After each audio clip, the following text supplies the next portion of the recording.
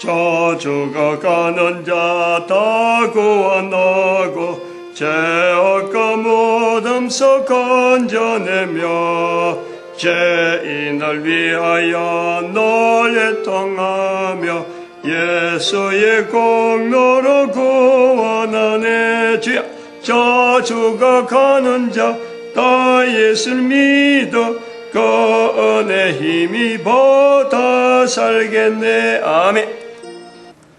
하나님 말씀 호세아서 2장입니다. 호세아서 2장 1절에서 끝절까지 교독합니다. 1절 말씀 제가 먼저 받들어 봉독드립니다. 너희 형제에게는 암미라 하고 너희 자매에게는 루하마라 하라. 호세아서 2장입니다. 호세아서 2장에 1장에서 나오는 그 호세아의 아들, 딸, 이스르엘, 하나님이 파종하신다. 로루아마, 하나님께서 긍휼히 여기지 않는다. 긍휼히 여기지 않는다. 로암미, 내 백성이 아닙니다. 이 이스르엘, 로루아마, 로암미, 요 세 이름이 호세아에게 아들, 딸들의 이름, 고멜과 결혼해서 아들, 딸들 낳아서 세 사람의 이름이 나오는데, 이 장에서는 이 세 사람의 이름에 대한 내용을 풀어서 당시 상황에 호세아 시대의 이제는 상황, 그 내용을 읽었습니다. 근데 이 내용을 우리가 자세히 보면은, 그래서 다시 루아마가 루아마라 부르고 로암미를 암미라 부르는, 긍휼을 입힌다, 긍휼을 베푼다, 또 내 백성이다. 2장 1절에 너희 형제는 암미라고 너희 자매에게는 루아마라 하라. 아들 낳고 딸 낳고 하는 것도 이름을 이렇게 루아마라 부르고 암미라고 부르는 아들에게 로암미, 딸에게는 또 로루아마 이렇게 부르는 것도 암미라고 하고 루아마라고 다시 부르면서 이게 형제와 자매, 사람들은 전부 다 한 백성이 되어지는 이스라엘 백성이라고 하는 범위 안에서는 전부 다 형제 자매니까 그 관계로 해서 좋아지는 관계, 발전되어지는 관계를 1장에서부터 좀 이렇게 나오는 것으로 보아집니다.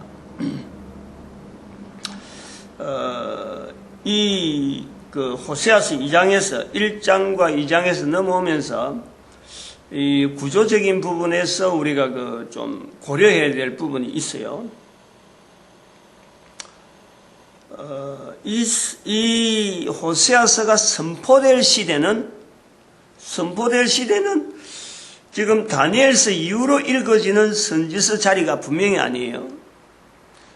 이스라엘 역사 남북이 아주 대치돼 가지고 긴장관계 분명히 잘라지는, 처음에는 갈라질 때는 뭐 다시 금방 합치지 않겠느냐, 그냥 뭐 기분 싸움에, 감정 싸움에 이렇게 서로 간에 뭐 동족을 갈라난 거니까 언젠가는 합쳐지겠지 하는 이런 막연한 시대, 그런 시대도 있었는데 지금 여기 호세아 시대를 넘어오면서 이게 완전히 굳어져 있는 거예요.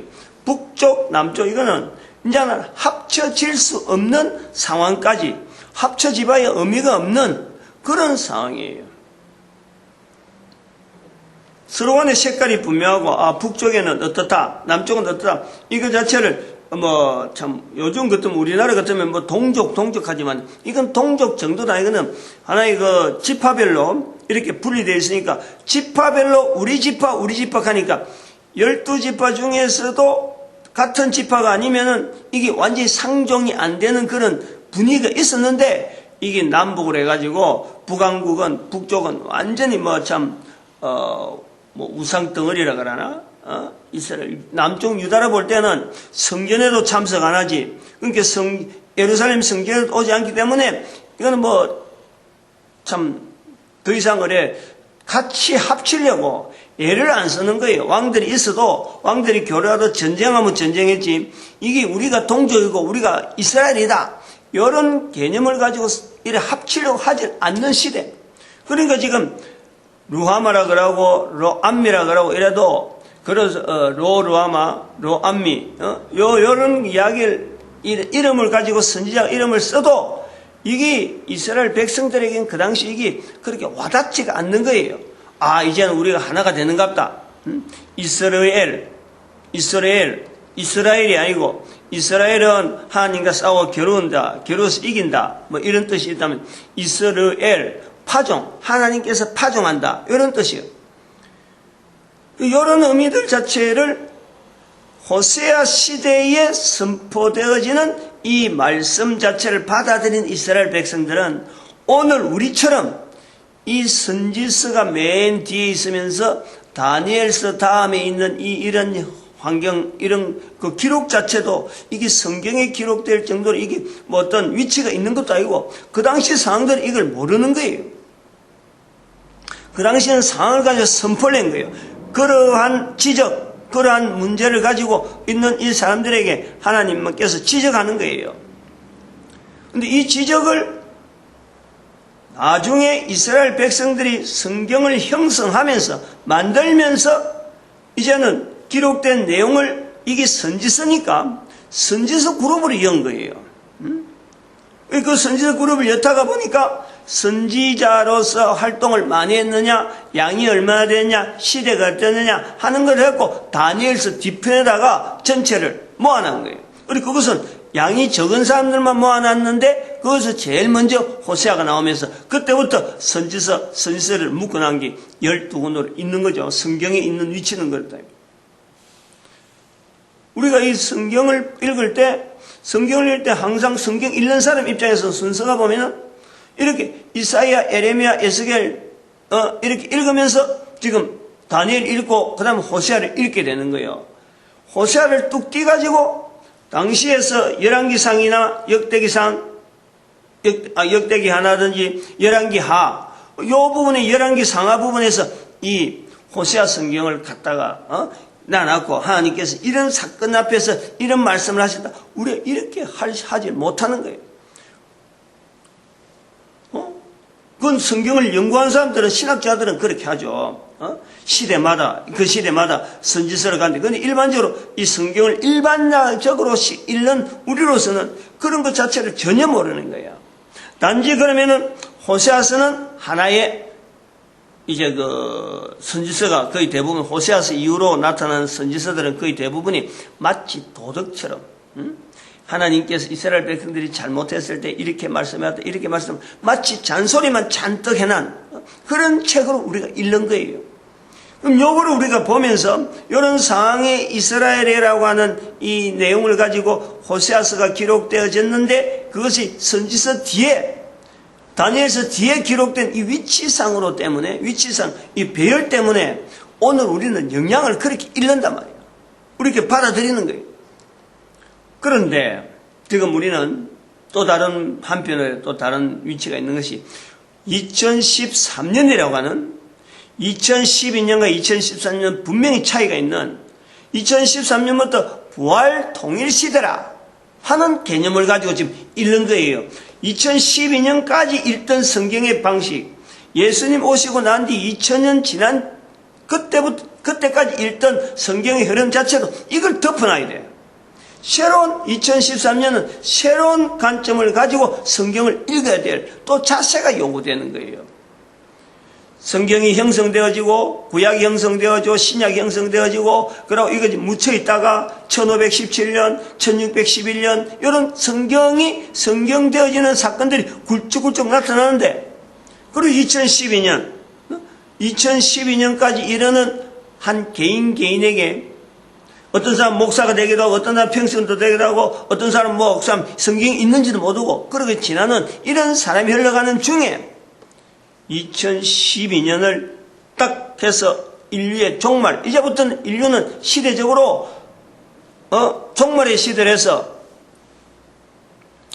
부활통일 시대로 성경 안으로 인류가 전체가 전 인류가 성경 안으로 들어가야 될 그런 어떤 시대를 지금 부활통일 시대라 하고 놔뒀다.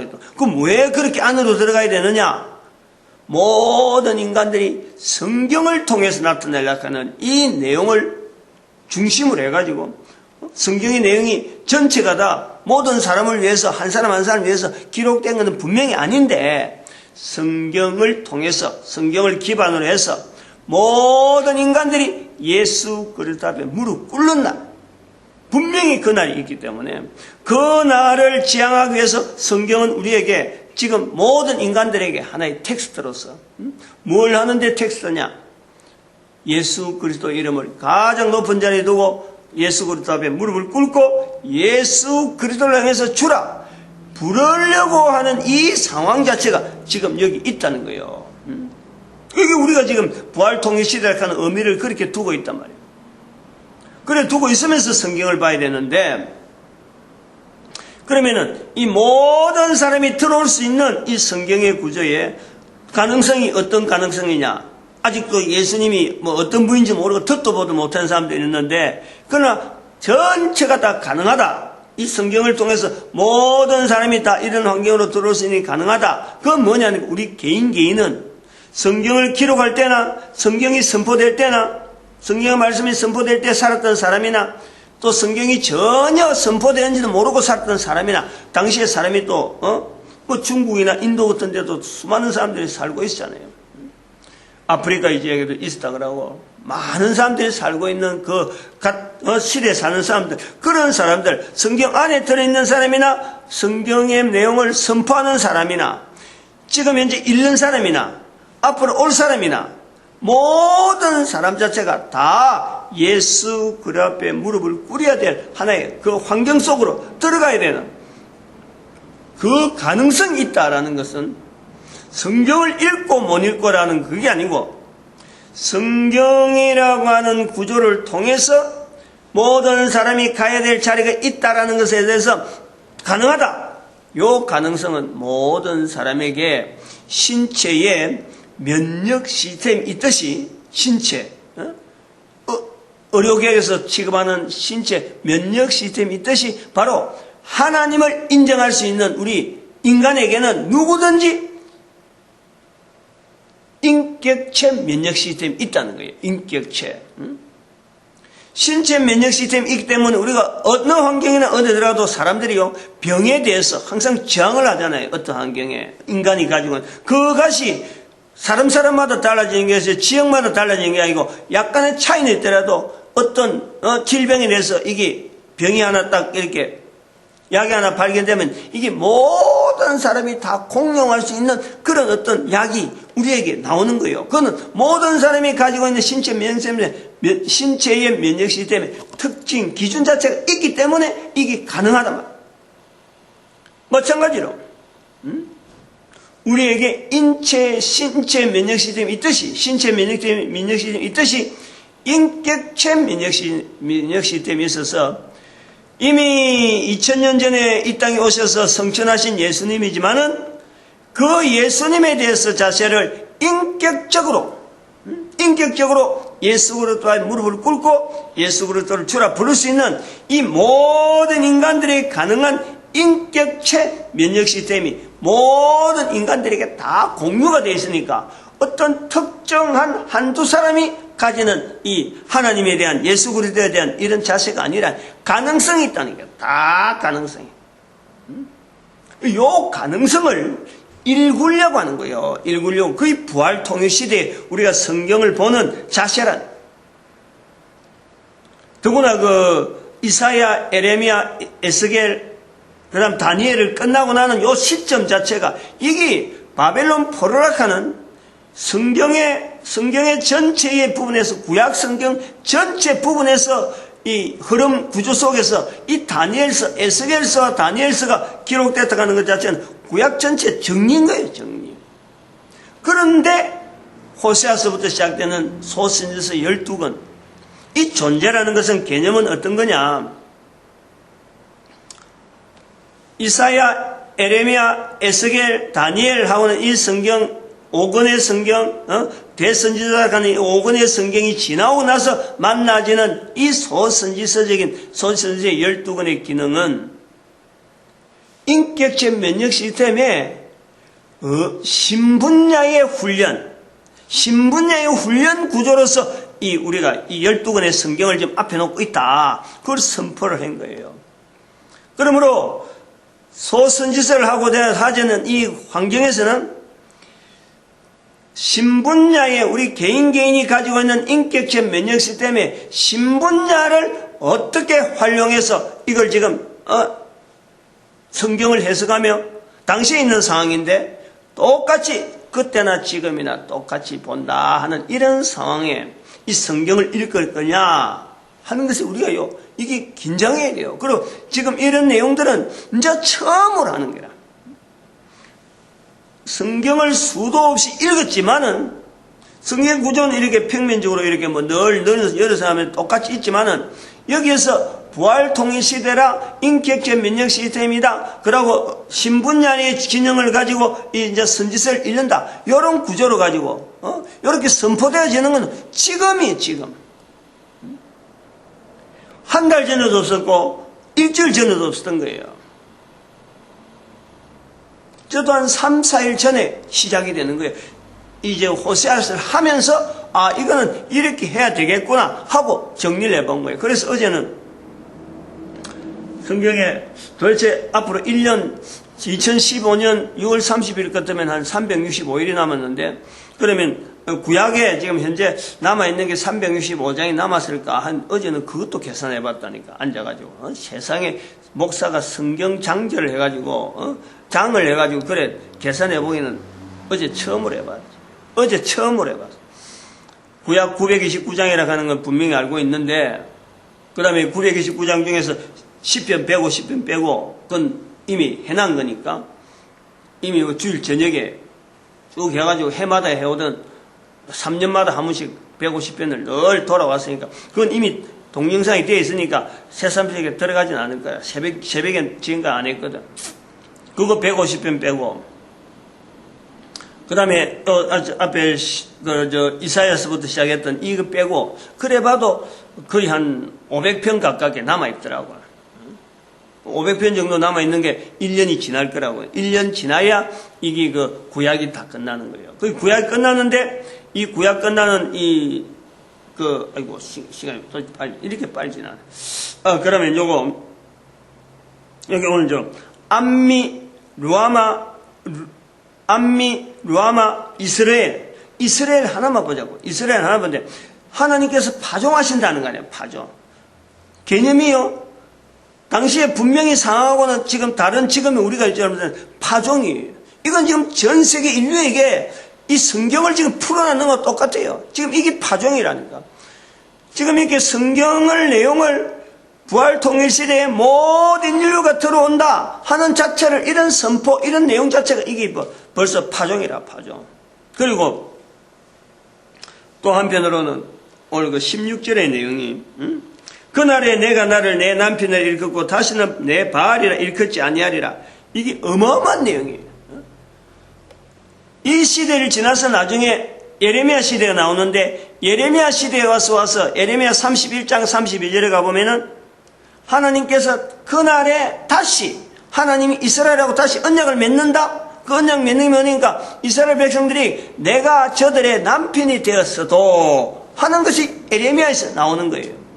그럼 지금은 내 남편이라 하는 시대는 예레미야 시대보다 분명히 이전이니까 내 남편이 되었어도 저들이 내가 저들의 남편이 되었어도 내 말 안 듣더라 하는 것을 하나님이 다시 이제 우리에게 언약을 맺어주는데 바로 이리 그날에 내가 내 남편이라 일컫고 다시는 내 바알이라 일컫지 아니하리라 하는 이 환경이 요거는 이스라엘 백성들에게만 해당되는데 부활 통일 시대 들어오면은 하나님이 다시 모든 인류를 이 말씀을 통해서 온 인류가 더불어서 한 인간들에게 하나님은 남편의 개념으로 오늘 본문하고 연결해 보면 그래 되는 거예요. 모든 인간들에게 한 인간을 내 남편이라 한 인간을 하나님 앞에서 하나님과 관계를 남편의 관계를 맺어가는 호세아의 흐름에서 음란한 아내와 음란한 여인에게 여인을 결혼해서 음란한 자녀를 낳아라. 이 개념이 이사야서를 호세아서를 해석하는데 아주 중요한 흐름으로 오늘 우리를 개인 한 사람 한 사람을 바로 하나님은 지금도 남편의 관계를 맺어가려고 원한다. 그래서 우리를 이스라엘 모든 인간들을 포함시키려고 하는 그 구조를 우리가 호세아서 발견할 수 있다. 요거는 신분야라, 신분야. 이런 개념에서 우리가 반응하는 이것이 바로 신분야를 계속해서 우리가 활성화시키는 내용이 있다. 마치도록 합니다. 한 사람 한 사람 참 전도자 만드는 것 이거는 이미 지나간 거로 이제 해야 될 것 같은데 신분야 들어오면은 이 다른 것 같아요. 하여튼 신분야 훈련시켜서 하나님께서 어마어마한 능력으로 우리를 일깨우려고 하는 그 구조를 우리가 감사하고 하나님께 기도드립니다. 할렐루야. 함께 해주심에 감사합니다. 위로하여 주심에 감사합니다. 복되게 하여 주십시오.